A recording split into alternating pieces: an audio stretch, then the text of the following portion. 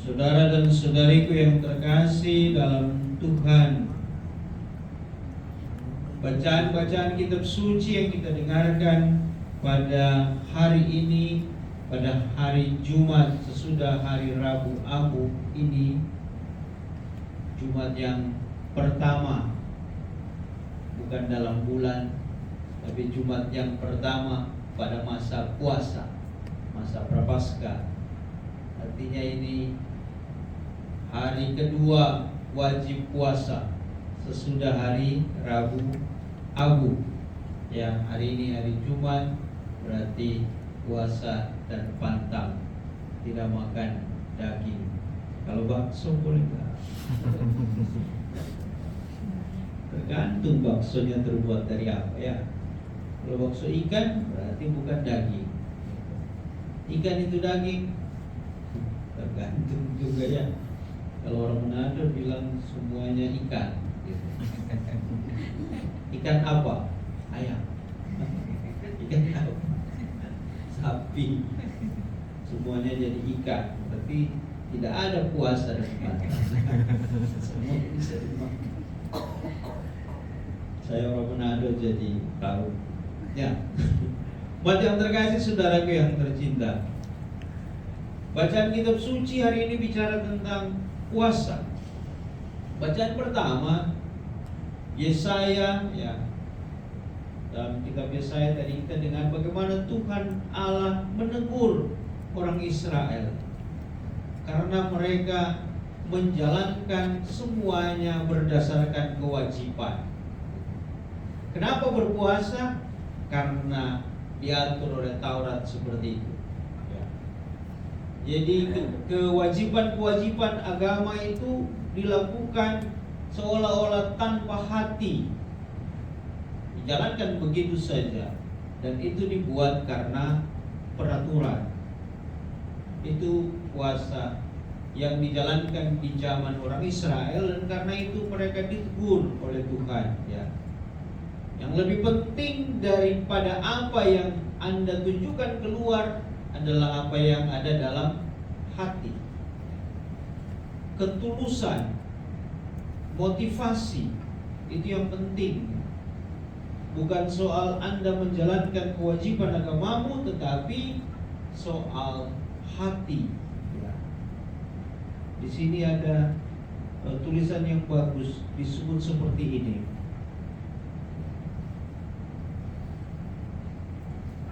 Ia menegur bangsa Israel yang rajin berpuasa, tekun merendahkan diri, tapi hidup mereka tidak berubah.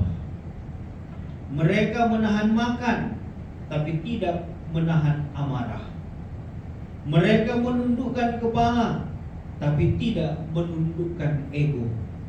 Mereka datang ke rumah Tuhan, tetapi tidak peduli pada orang yang terinjak, tertindas, dan terlupakan. Tuhan seakan berkata, Aku tidak mencari puasa yang hanya membuat wajahmu pucat karena lapar, tetapi puasa yang membuat hatimu hidup.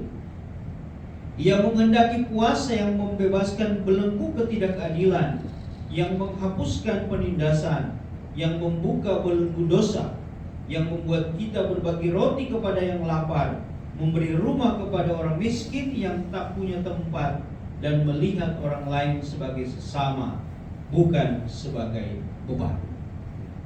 Itu inti dari bacaan yang pertama yang kita dengarkan hari ini.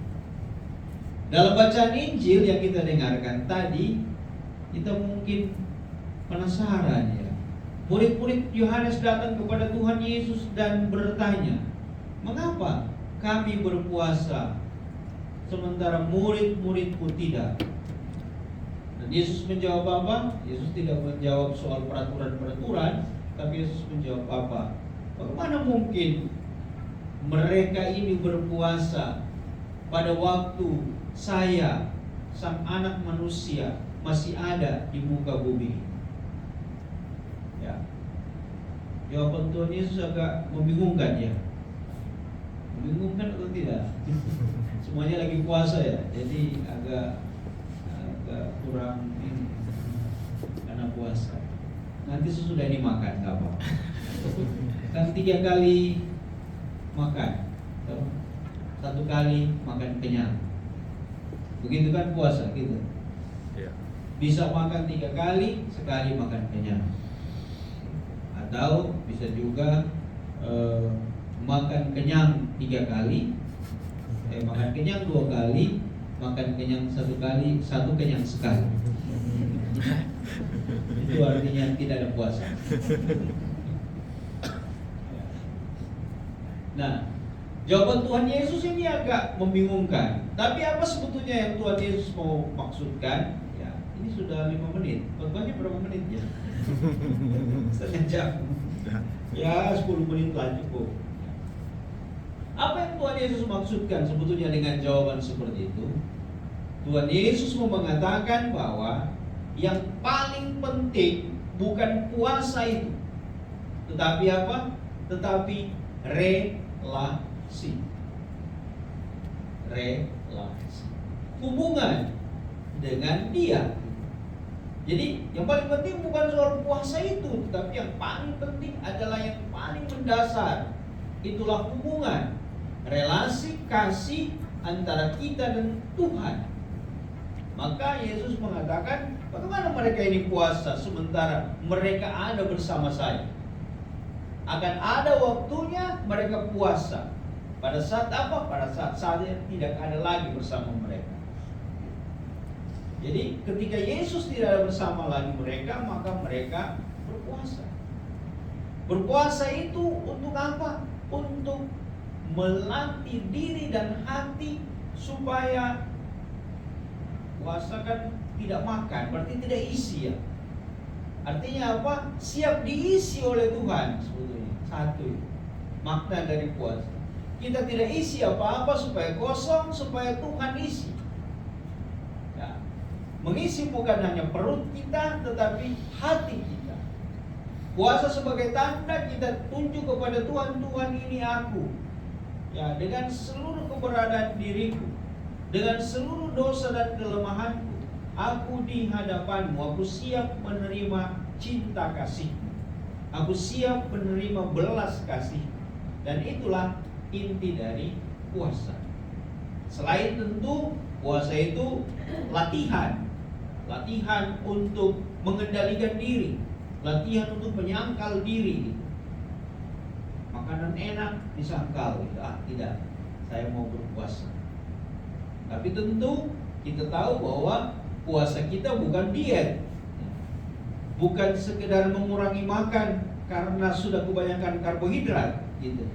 Bukan sekedar diet, tetapi kita melatih diri dan ada yang disebut aksi puasa pembangunan. Kita beraksi dengan apa? Berpuasa, tetapi membangun.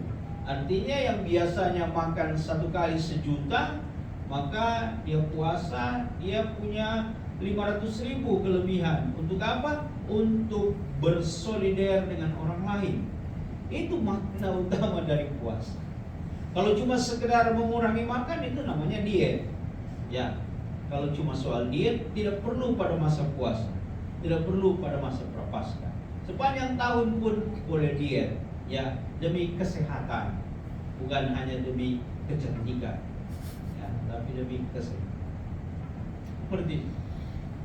Dan seluruh inti dari puasa adalah hati kita yang diisi oleh Tuhan dengan cinta kasih, dan dengan demikian kita boleh berubah dan berubah. Kenapa di masa puasa, masa prapaskah selalu diundang untuk sakramen pengakuan dosa, untuk bertobat, ya, karena inilah saatnya kita memperbaiki diri. Yang tahu dosa kita siapa? Hanya Tuhan dan kita sendiri. Jadi yang tahu apa yang harus kita perbaiki hanya Tuhan dan kita sendiri. Maka masa puasa, masa prapaskah adalah satu untuk memperbaiki diri. Terus orang tanya, apa yang harus saya perbaiki? You tahu, jangan pura-pura. You tahu apa yang you harus ubah. hanya niatnya belum kuat. Perlu doa, perlu dukungan, perlu latihan, perlu pengawasan gitu.